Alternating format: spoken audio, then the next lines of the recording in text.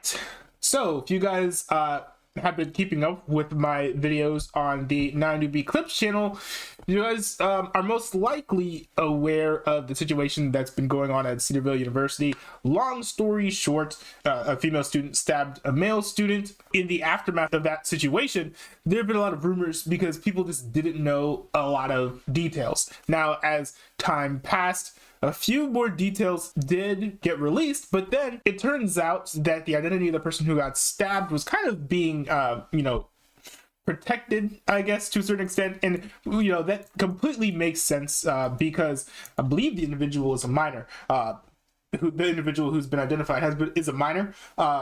So that completely makes sense just from a privacy perspective. But what complicated things is that this individual has multiple Title IX complaints against them. So if you're not familiar with what a Title IX complaint is, it's essentially a government program that a lot of universities have where if you feel like you're being sexually harassed or been mistreated sexually, you can go to a Title IX representative at the university that you attend, and they can take your complaint and have that complaint looked into. Because this individual has numerous complaints against him, and that I know of. I know the investigations into those complaints have been completed as of yet.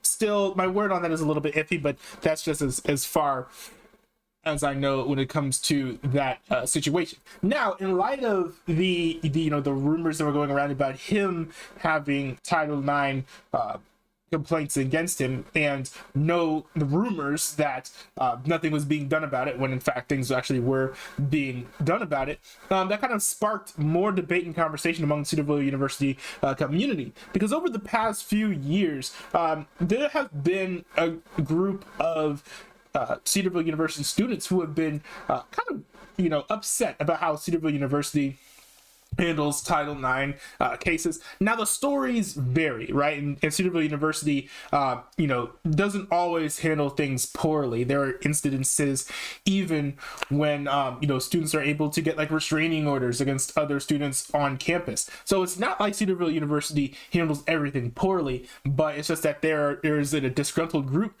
who really wants the university to do a bit better when it comes to handling Title IX. Now the complaints vary. Many people feel like they're being ignored. From what I've seen, it seems to be largely a communications issue, that a lot of people who put forward complaints to Title IX aren't getting heard back from. But again, I don't know if that's a universal thing. It could just be something that happens in a few cases, or it could be something that's being misreported. But there seems to be a growing tenor around a lot of the internet discourse as well that is largely upset that, as soon as someone puts forward a complaint, action isn't taken against the person who's been accused of the impropriety. But that just kind of goes against how our current justice system works. However, in light of all the controversies, this kind of stirred up that section of the Cedarville University student body. It's just in general raised questions about Cedarville University's handling of Title IX incidents. The university hadn't really addressed the situation, and they kind of have kept it quiet. The Cedarville Interpreter decided to do this campaign here, to do a walkout during chapel.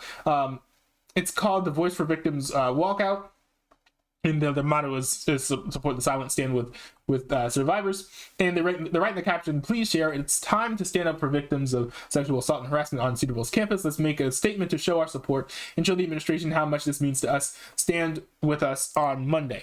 Now, I did tune into the live stream that the Cedarville Interpreter put out that sort of discussed their plans for this ahead of time. And one big reason why they planned it out like this is because they didn't really know, a way to do a protest in a way that would be visible to Cedarville University, especially the administration. They didn't know a better way to pull it off than to, do it by walking out during a chapel while Dr. White, the president of the university, was speaking, because it's very visible. It'd be harder for him to ignore because they're doing it right in front of him. And of course, not everyone chose to walk out. A lot of people chose to wear teal, which is a universally accepted color that represents standing with victims of sexual assault and harassment. They planned that walkout on February 10th. Now, there is a completely different group of Cedarville University students, and the university to some extent appears to be on board with this, but they haven't taken an official side, that seems to kind of favor silence over speaking out. And the Cedarville Encourager ended up putting out a post titled "Gossip in its Destructive Nature," and they kind of like talk about gossip, and it's not in the message against gossip isn't a bad thing. Definition: gossip is often defined as the spread of rumors or information of a personal, sensational, or intimate matter, the verification of said content being questionable by nature. This is not to be confused with speculation, which involves thinking about or discussing a subject with inconclusive evidence, though gossip and speculation can easily overlap at times if people are not careful with their words. So it's a very true statement. Unfortunately, some of the rhetoric from this article, while completely true, has been weaponized and used to kind of like silence people from speaking about the situations that kind of occurred on campus. Now, the Cedarville Encourager, also in addition to putting this out, organized a separate prayer time at 8 p.m. on February 13th to kind of pray about the situation, to pray that the Cedarville University student body would have wisdom when handling Title IX cases, as well as the whole stabbing incident, which is perfectly fine. And it seems like, a very wholesome and good way to kind of, protest the situation respectfully. And that seemed like a good plan to me. It seemed nice. From the outside looking in, like I could understand some people's hesitancy, because there was a lot of hesitancy going into the walkout. But with the prayer time, I was thinking, this makes complete sense. This is, we're supposed to pray for the people who are kind of like in charge of us. And they do need prayer in handling Title IX cases. One could certainly say that improvement needs to be done, and what better way to call for that than through prayer. If the university is not paying attention, I'm pretty sure that God is paying attention. So prayer completely makes sense. However, on the day that the walkout was supposed to happen, as well as this dedicated prayer time for the Cedarville University to properly address Title IX issues and make improvements where improvements are necessary, this happened when Dr. White took the stage. My name is, in case you've forgotten, Thomas White. Very cool. People were excited to see Dr. White back at Cedarville University. He's a popular dude on campus. He seems to have an affable personality. I find him personally to be somewhat likable.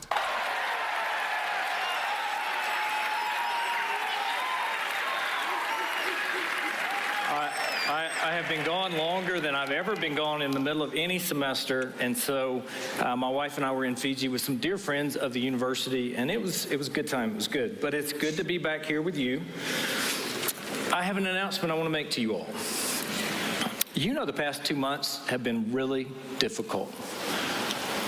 This whole year's been weird. I'm just gonna put that out there. This whole year's been like kind of crazy, especially like you've been like following the news. We got all sorts of things going on. We got UFOs being shot down in the United States. We just got like all kinds of stories happening. For a lot of people, it's been difficult for me. My wife's mom, who has Alzheimer's, passed away. I don't know how to handle that. She's got one mom. You only lose a mother-in-law once. There's no playbook. There's no way to understand how to handle this stuff. I have dear friends who also lost relatives. I had a dear friend who was in a head-on collision. Come on, stuff like this just doesn't happen. Another friend whose wife had surgery. The past 2 months have been hard, and they've been hard on all of us. We've been dealing with out of the clear blue, demands for stuff. Like, where in the world does this come from? And now, I don't know what those demands are. I don't know if this is in reference to some stuff that's going on behind the scenes, or if this is referencing the demands for change of the Title IX program. That wasn't quite clear in this here. And then we deal with a student discipline issue, and then we deal with last week.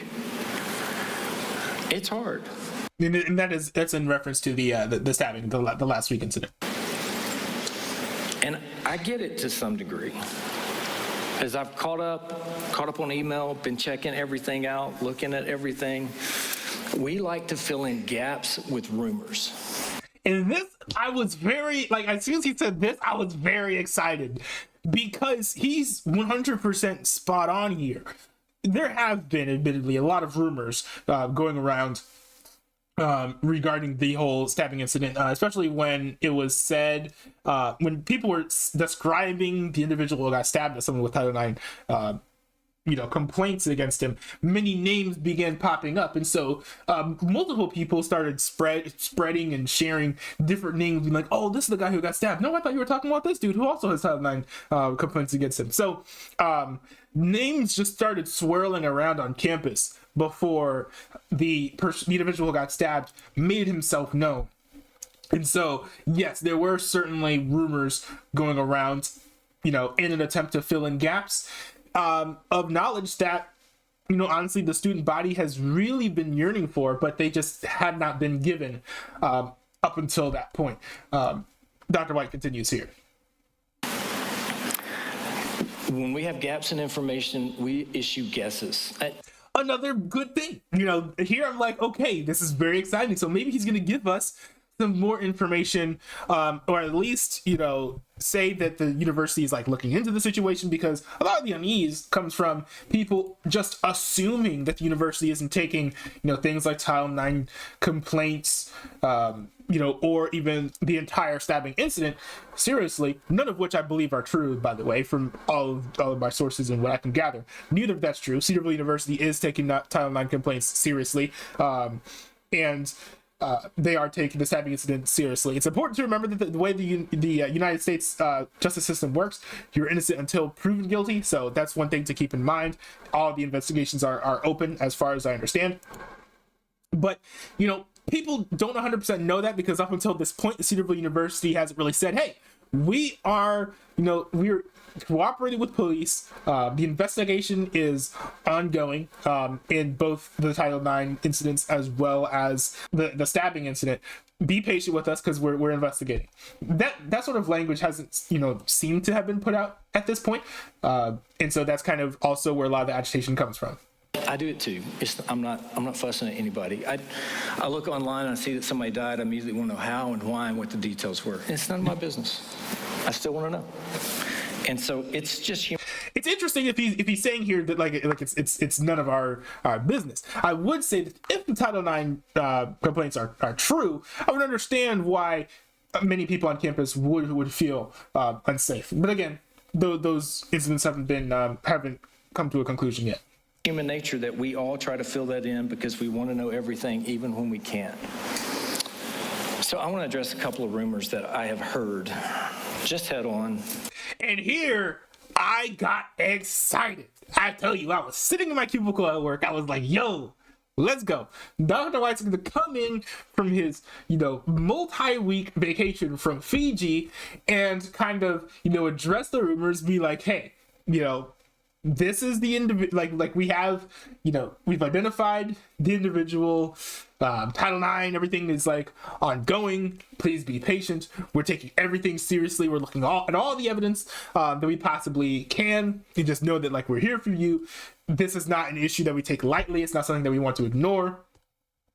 And then keep it pushing, right? Because that kind of hits on pretty much all of the allegations that have been alleged against Cedarville University across, this past week or so, and also addresses a lot of people's, fears, whether driven by hysteria or otherwise, just regarding, everything that's been going on. So I was hoping he would say something like that, and I'm like, okay, yes, he's going to address the rumors head on, and shed some light where light can be given.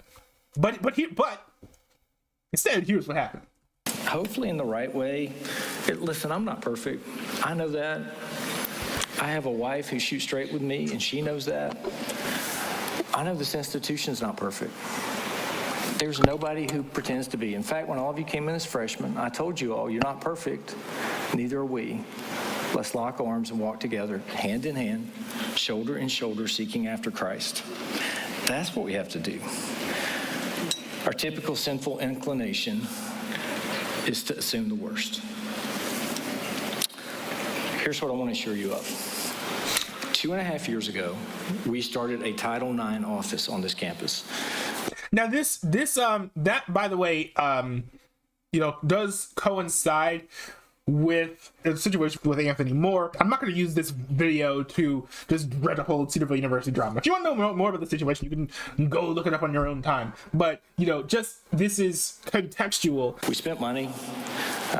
We increased budgets. We went out to find somebody that cared well for victims. It's what the expertise and professionalism was. This office was created to care well for victims. For 2.5 years, it's been operating. And it does that. They handle the matters. They are professionals with extensive training. They know far more about this than I do, or that many others do. Now, here I was getting a bit confused because, here he's addressing things that nobody's ever really said. Nobody said that the individuals at the Title IX office are not professional. I think that a lot of the accusations alleged against Cedarville University are, assuming nefarious intent, intentional neglect. So it's not saying that they're not professionals. That's not what the rumors were 100% saying. So I was a little bit confused. I was like, well, there have been a lot of rumors that have been swirling around, and you say that you're going to address them head on, but first you talk about how the people with Title IX are professionals, which I think we all assumed is true. But I'm like, okay, I'll listen. I'll hear this out. They understand and know what's going on in these situations, and they care well for victims. They have policies and procedures that they follow, and just in case you're wondering, the President's office is not involved in those policies and procedures. Now, I thought this was an interesting point, and this was actually good to know, because I think a lot of people have been upset with Dr. White, but if the Title IX process is not something that Dr. White can interfere with, that's an important point. Anyone upset about the Title IX process and how it's all handled at Cedarville University, if it is indeed true that Dr. White has no hand in how that's all handled, there's no room really to be upset with Dr. White at how it's all handled, because he doesn't really have a role in it. So that, I thought, was a piece of new information that I thought was pretty interesting, and I didn't really see a lot of people talking about that. There's nobody squashing anything. There's nobody trying to sweep anything. Okay, now this was good here. He said that we don't ignore cases. And the rug, they are told by our operating principles, this is what we do. This is what I tell all of our administrators: do what's right, let God sort it out. That's what the Title IX office does. Now this was vague. I was like, wait, so are these incidents that have been it's been said that this individual has, are they still being looked into? And I was like, what? I'm so confused. So when they make a decision, there's good logic and fact behind it. And when they don't make a decision or don't take action, there's good logic and fact behind it. It is 100% true. It's 100% true. They as far as I know, this is what they have to do. If they don't have the facts to back up the complaints, they can't really move forward with, saying that the incidents occurred. So here's what burdens my heart. They have policies and procedures. They follow those. They're experts. They're trained. They follow the rules from the federal government. The federal government complicates everything in life, but the federal government gives rules. Those rules make things take longer. Things are often more complicated than what they may initially seem to all of us. And this is 100% true. I think it's unfortunate that there's a lot of external rhetoric when it's like, these things in general take longer, their policies and procedures the government has in place, when it would be nice to have a bit more of a first person thing, or it's like, us, Cedarville University, we are investigating these cases still. people have called them the vocal minority. That would have been very comforting for them to hear, because that certainly would have calmed them down, because they do feel ignored. And if Dr. White had directly said we're not being ignored in as many words, that would have been a little bit helpful. But still, to be fair to Dr. White, this rhetoric was not nearly as bad as some folks from that community have kind of made it out to be. There is some good that's being said here. Like, it is, it's great that he said that the university does not sweep anything under the rug, and it's good that the university said that we don't make decisions until we have logic and facts behind them. Very good, very good. And I think it's unfortunate that that part of his message kind of got ignored here. But when people make the claim that our people on this campus who serve in this area don't care for victims, let me just call a timeout. Think about the logic of that. Now, here we sort of have, unfortunately, I hate to bring out the logic book, with the anthropomorphic dog and the green trench coat. But here, we kind of have a couple issues along the lines of logic here. Firstly, from what Dr. White is saying here, it seems like a little bit of like a red herring fallacy, because maybe there's some people out here who are saying that, people at the Title IX office don't care about the students at all. I mean, but I haven't seen that much rhetoric along those lines. A lot of times people will just say, oh, this needs to be handled better. And they don't always ascribe like a motive to why it is. So, they don't care isn't really said that often. Now, it has been said that people are like, I feel like I don't care, they don't care, or I feel like I'm not being heard. But that's a bit different than saying that they actually don't care or they're actually not being heard. Two kind of different things. So he kind of turns the rhetoric that's complaining about the whole Title IX situation kind of into an ad hominem attack, because it is an ad hominem attack if you're going to be like, oh, they're bad people, and that's why the situation is all messed up. Somebody who gives their vocational career to listen to victims and to respond seeking justice and fairness, to be accused of not caring for victims, that logic doesn't hold. Just because you're in like a field doesn't mean that you necessarily care about the work or you care about the people. Some people might be in a position because they care about the money. Some people might be in a position just because it was the job that they could get at the time. Now, I will say that, if someone's in a Title IX office, I wouldn't assume that they don't care about victims. I just think that it doesn't make sense to assume that they wouldn't. But that doesn't mean that it's impossible for them to not care about victims. So it did, what he said here kind of did feel a little bit like absolute. And I know on Monday night or Tuesday night, I guess, quarterbacking on this. But these are just like some interesting things from Dr. White's statements. That's like me saying to you who are in social work, you don't care about people. And there are probably people in social work who don't care about people. Not most of them, probably not. I don't think so, but they certainly probably exist. All of you would go, no, time out. I'm doing this. I'm giving my life because I care about people. I want to make a difference in the world. And our team does. I know them. I know them personally. I know that they care. I know that they're professionals. I know that they have training. I know that they take every report seriously. Also good, and I think that's unfortunate that he said, we take every report seriously in the midst of this like kind of like strange messaging here, because we take every report seriously is something that a lot of that vocal section of the Cedarville University student body certainly needed to hear. And they can't tell you or others all about every detail because confidentiality is important.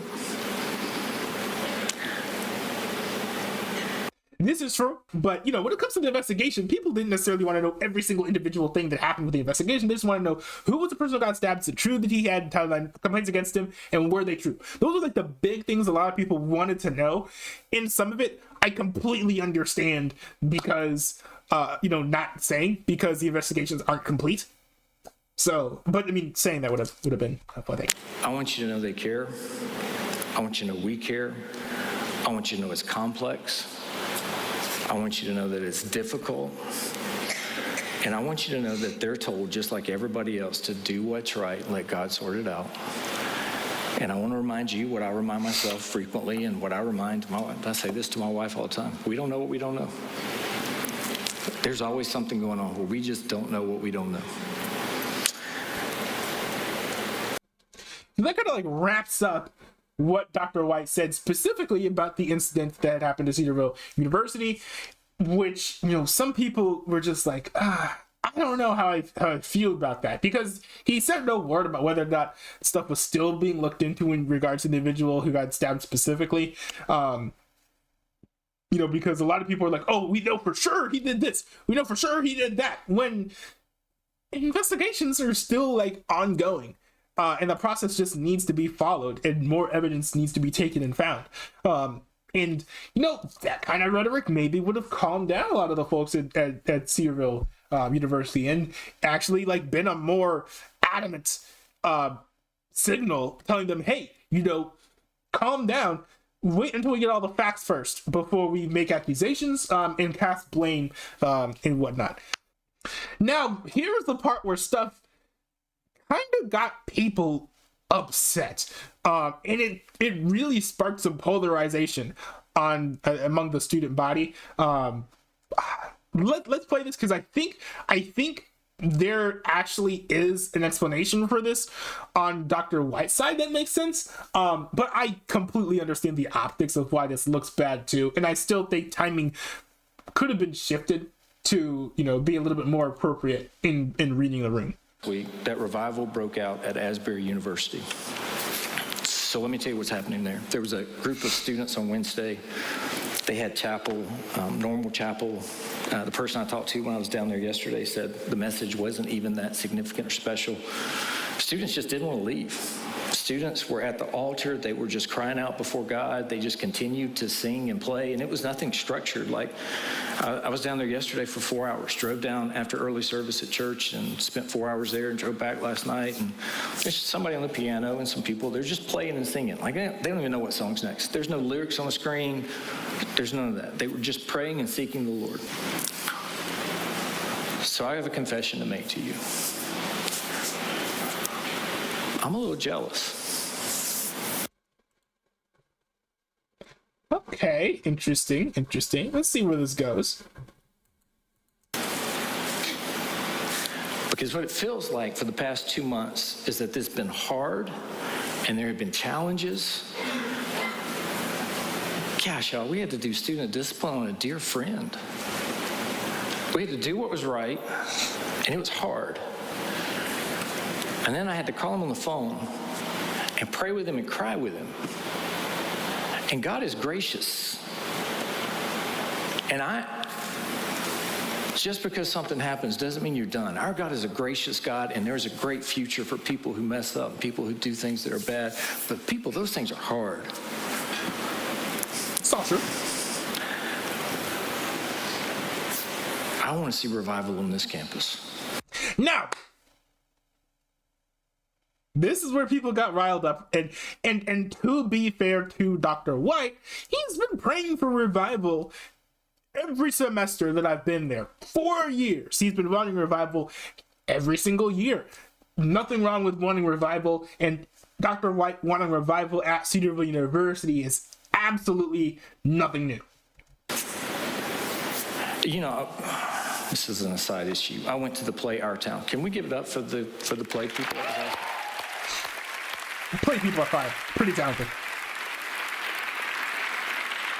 So we got in at 2 a.m. Saturday morning. We were at the play at 8 p.m. It was riveting. They did a great job with everything, and if you went to see it, you know that. And at the end of the play, they're asking the question about, did the live people not get it? And that's ringing in the back of my mind while I'm down at Asbury.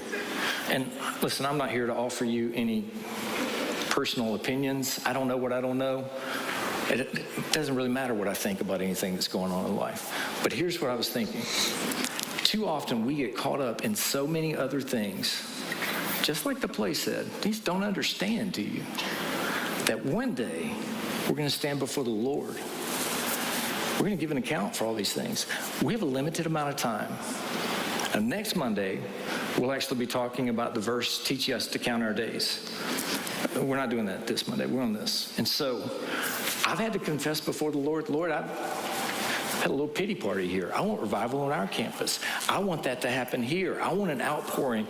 I want to feel the presence of the Lord. Now, theologically, I understand God is omnipresent. He is everywhere. He's already here. He's omnipotent. He can do anything he wants to. I want to sense an outpouring of the Lord like never before. I want my life to be radically changed. I want your lives to be radically changed. I want to see a campus that's on fire for Jesus, that goes out in every single vocation and changes the world for Jesus Christ. That's what I want to see happening. And again, nothing particularly new. He's wanted this for a while. So the Lord, last summer, I lay out all the sermons for the year and the summer ahead of time. Psalm 86 is our sermon for today. We're going to sing. I'm going to pray first. We're going to do it differently. Because Psalm 86, as we read the text here in a bit, you're going to catch that is cry out to the Lord. David cries out in prayer to the Lord. David humbles himself before the Lord. And I think this psalm is what we need. I think the Lord knew back in the summer when I randomly picked Psalm 86 for this particular Monday, that this Monday, this is what we needed. So we're going to do it differently. We're going to start off with prayer. We're going to ask the Lord to show up. I know he's here. We're going to ask him to show up in a unique way. They're going to come out. We're going to sing. And then I'm going to walk through part of the text, and then we're going to pray some more, and then we're going to sing some more. And you know what else we're going to do? I'm going to invite all of you at 8 o'clock tonight to come join me for a time of prayer, just for healing, unity, our country, our nation, our campus, for revival, for God just to pour out on us. And so I've got the recital hall reserved in case it's me and 3 other people, and that's fine. And now... Okay, and now here is where, some people kind of started getting upset because this time that he had reserved, for this prayer, which was like a more generalistic type event, rather than praying specifically for the Title 9 situation and the handling of the stabbing incident, was kind of just focused on like prayer in general, for a lot of other things, and many saw it as a way for Cedarville University to divert attention away from the issue at hand, and also keep people from getting together to pray and talk about the Title 9 incident specifically, because Cedarville University, the way that a lot of people view it, doesn't really want a whole lot of people running around talking about Title 9 situation and disparaging the university publicly on campus. Now, is it true?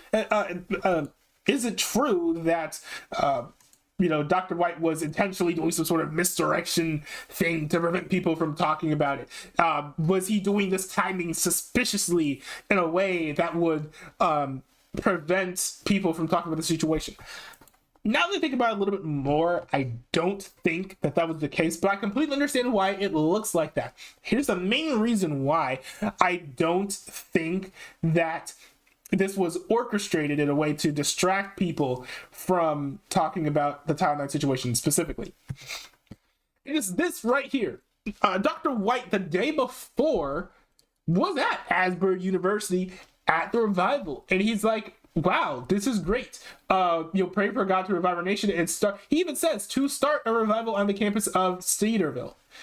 So I think that what Dr. White was hoping to do was that God would use the Asbury revival to spark revivals in other parts of the country, Cedarville University being one of them. And it would make sense they would happen at around the same time. If this revival is going to be sparked, I'm guessing that he was hoping to just resume what was happening at Asbury over at Cedarville University.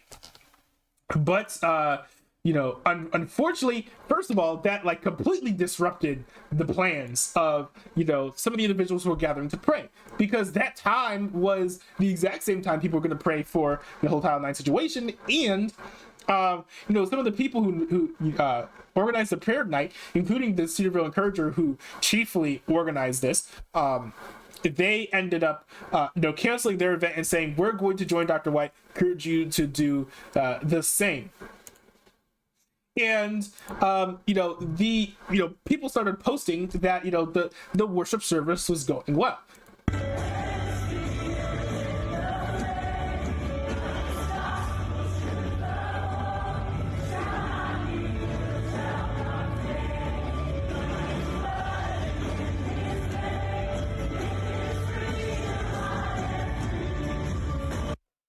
Now, many people on campus were very, very, very excited about this. They were like, revival is here. We've been wanting revival. Dr. White's been praying for revival for a while. We've got it here. This worship, thing, from what I heard, ended up going for at least like 2 hours.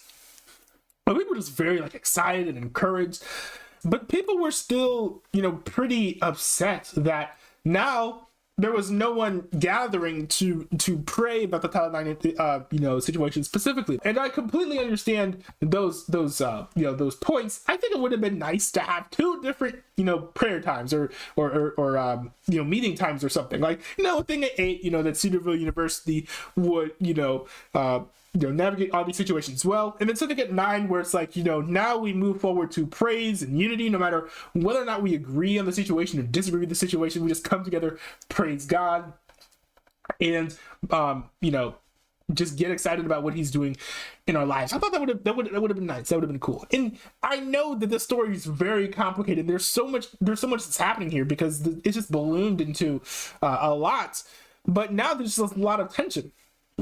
It even got to the point where right after Dr. White gave his message, the Cedarville interpreter specifically was bombarded with a lot of hateful messages and rhetoric his way, accusing him of all sorts of different things, such as only wanting to spark division at Cedarville University, which is a message that unfortunately at least one of the meme pages at Cedarville University hopped onto as well, and just accusing him of all these different types of things, accusing him of all this malicious intent, incidentally kind of going against what the Cedarville Encourager was talking about when it came to, speaking out rumors and just having speech that's unwise and not good. Not that the interpreter has been perfect in their speech. I think there have been some times where one could certainly have said that they've been loose-lipped in regards to the whole situation, and sharing things that just weren't 100% true, but it doesn't really give one a license to do the same thing back to the individual, and in a far more hateful way, might I add. So things are just very, very conflicted. But I think what a lot of people kind of want to know at this point is, with Dr. White's response, was he specifically trying to distract people from the issue? Was he trying to keep people from talking about Title IX because it makes the Cedarville University look bad? I'm gonna have to come out and say it. Unfortunately, look, God is the one who sees, our hearts, right? I can't look and be like, oh, he came into this with malice, because I just don't know. But what I do know is it just seems like the timing was just not great. And the university could have addressed the situation a little bit more head on, but there were some really good things about what Dr. White said, in response, but just got lost, in the sauce of a lot of, strange and general and sometimes just completely irrelevant messaging. Some of the great takeaways is, he said from the stage that Cedarville University does not sweep things under the rug. That is good to know. He also said that they do the whole due process steps completely. They don't make a judgment without evidence. That also was good to know. So it's not all bad, but unfortunately it just didn't have the clarity that a lot of people want. And I think there are people who want to know just everything, and university can't share everything. But it would be nice if Cedarville University gave progress updates and said, hey, we're looking into all the Title IX incidents. They haven't been cleared yet. We're still looking for the evidence to, make a decision or not. So, yeah, that's kind of my thoughts. I think a lot of people who are hating on Dr. White for this situation, I think this is more than anything bad messaging and bad communication, not anything malicious. Stuff still being investigated, but they just haven't said that publicly. It would have been nice for that to be said publicly, but it is what it is. We can't expect perfection from Cedarville University, so we do have to give them some grace. I think that's only fair.